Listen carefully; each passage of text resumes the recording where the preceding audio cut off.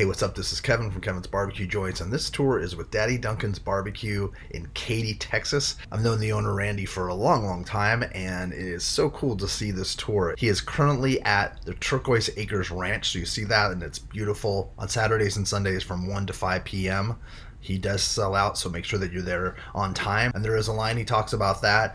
Why is this important? Because Randy makes incredible food. Take a look at his Instagram. I'll put a link below. But also, there's a lot of notable awards that he's won. He was a Houston Barbecue Throwdown Grand Champion in 2018, a People's Choice winner in 2022. He was Katy Taste Test People's Choice 2018, 2019. He has been voted Best Barbecue and Catering in Katy 3 times, 2018 through that 2020. You're going to love this tour. It's super interesting. He also talks about these pits. That part to me is exceptionally fascinating. You're gonna love this. Hey, what's up everybody? Welcome to Daddy Duncan's Barbecue. We're here at Turquoise Acres Ranch in Katy, and I'm gonna show you guys around for Kevin's Barbecue Joints. So of course we got our Daddy Duncan's food truck. Started the food truck in 2017, so we're going on 8 years now. Well, actually we started in a trailer and we moved up to a food truck, but that's a long story. We'll talk about that later. We got the ladies are here, Aurora and Grace. They've been with me for about 5 years. Here's our menu. We've already been open for about an hour and a half, so we've sold out on a couple things already. We had a good crowd. So when we first started, we had kind of just a simple menu, brisket, ribs, sausage kind of thing. We've moved up since then, added more meats, added more sides. We like to consider it to be like craft barbecue. Potato salad, beans, coleslaw, mac and cheese, street corn, green beans, and a bunch of different meats. Of course, the Katy box is the most popular, 3 meats and 3 sides. It's a ½ pound of each meat. We do a huge baked potato with 3 meats, and it's all fixed up. The sandwiches, mac and cheese is real popular. You can choose your meat on there. You can do the same with elote. Boudin is really good. You get 2 boudin links, garlic aioli. Today we're running the soul food box. You get a pound of smoked Dr. Pepper oxtails, 3 sides for 45 even, man. I mean, it's pretty good. And a pork belly baked potato. So the oxtails, I've been running those for about, I guess the last 5 years. They got real popular. I smoke them for about 3 or 4 hours and I braise them in Dr. Pepper overnight. And they get real tender, so people love them.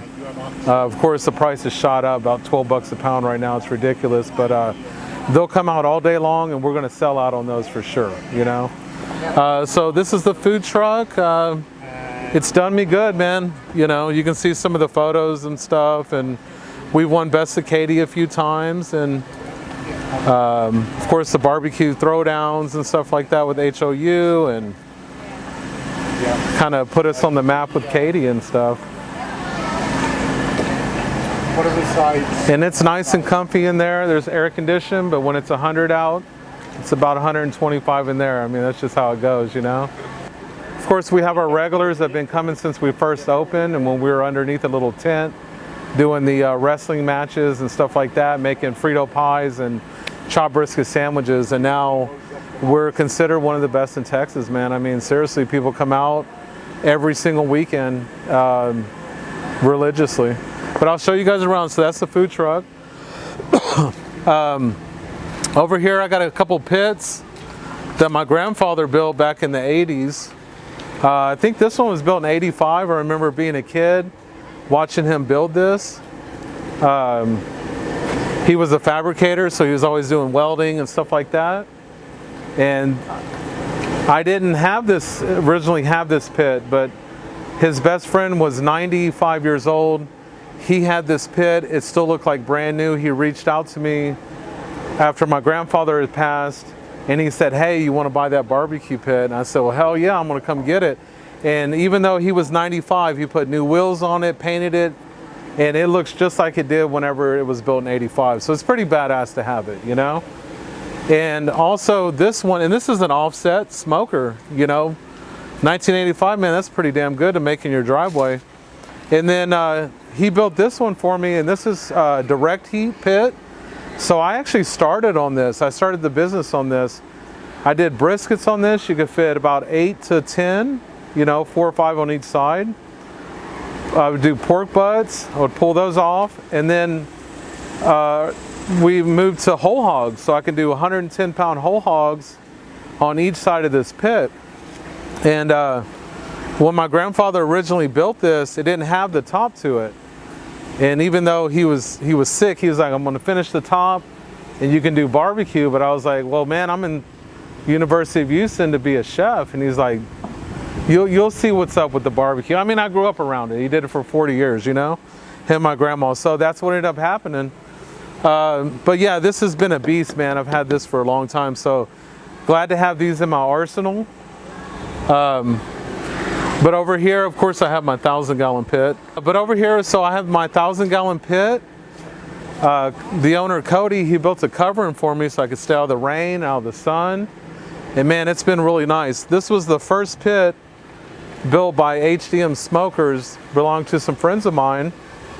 And I bought their very first barbecue pit they made. Me and my girl, Christina, we put down some pavers. I mean, you know, it was just rocks and here. Got the pit towed in with the trailer, they unloaded it, and this thing's a beast, man. I mean, I load this damn thing up like you wouldn't even imagine. And it's well built, you know. I can do about 25, 30 briskets on it with all the other stuff, you know, pork belly and all the good stuff. And then when I come in on the weekends, I'll get the sausages going, the chicken, the turkey breast, the boudin, all the quick shit, you know. So it's raw. It's been a beast. It's hot right now, of course. It's running about 200, but I've already got everything on the food truck. So what we do is we cook, we get it on the truck, and we have it, you know, slice it up to order. Got the sides ready starting at 6 in the morning. When they come in, we're just going, because we used to get these really, really long lines from our previous location at Irma Rose Winery. And it would be 4 or 5 hours straight of just a straight line. So we had to figure out a way, how fast can we get this stuff going? So the ladies are so trained that they can knock out your order in like within 2 minutes. We have that on timers, you know, we have that, all the orders come in and it's moving about as fast. We're like, we do one person at a time because it's that fast. They don't have to wait or get a beeper or any of that shit, you know? But anyways, yeah, 1,000-gallon, man. I wish I kind of had 2 or 3, but for a one-man show, it does the job. I cook all the food, all the sides, and I have been for 8 years now. Even when it comes to catering, I used to work at hotels, the Omni, Four Seasons, did the House of Blues, my whole culinary career, 30 years, man. So I learned how to do banquets, do catering events. So we do weddings, quinceañeras, corporate events. I've fed up to 800 people in just one event, like multiple times. So catering is where our money comes from.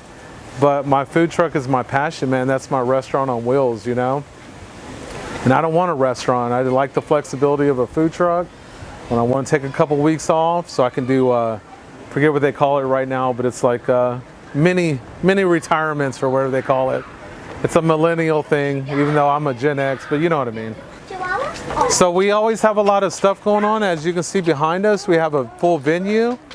It can have 100 people up in there. So when this ranch was originally bought, I believe it's 22 acres, it was just flat land. They put every tree here that you see, they planted, so it's been since then. We have picnic tables out here for people to kind of sit under the trees.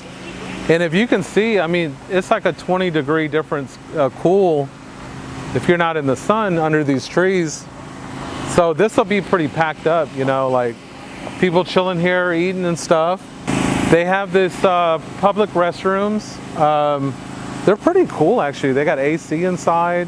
They keep them nice and clean. You know, you can tell when somebody's in them or not, you know what I'm saying, with the lights. So we have a couple other food trucks that come in. Texas Snow, they're from New Orleans. They do snow cones. And then we also have a dessert truck that has amazing cheesecake, banana puddings, which also helps us not to have to do desserts. So I can focus on meats, sides, and everybody else is doing desserts and all the extras. And we all kind of one hand washes the other, kind of all chip in with each other. So behind us, you can see there's parking for about this first acre and a half. So people just kind of pull in wherever. And they'll usually have people kind of showing you where to park when there's events and stuff going on. But we'll walk back this way and we'll kind of show you the petting zoo and stuff like that. Over here they have baby goats. So it's like the kids can come in here and do like a little petting zoo. And so we're just gonna walk over here and check out the actual like petting zoo area and playground, which is like really dope for like all the kids and families to come out. That's what I really liked about this place, that it was like family oriented, So you can come out here, you get a bag of feed on Sunday. They call it Sunday Fun Day. It's $5. And you get a bag of feed and you can go around and feed the donkeys, the little miniature horses and stuff. And they're always having babies. Of course, in the springtime, I think they had like 5 or 6 calves born. I mean, that's the fun part. So, your parents are grabbing a barbecue platter and you're out here like feeding the cows and stuff and the donkeys, You can kind of pan here and see that there's like a little playground area. It's really cool. All this is carved out from like logs, and there's a pretty horse right there. So this is like, if you rent the venue, you kind of get this whole area. You can either do it privately or you can just kind of leave it open with the public being out too.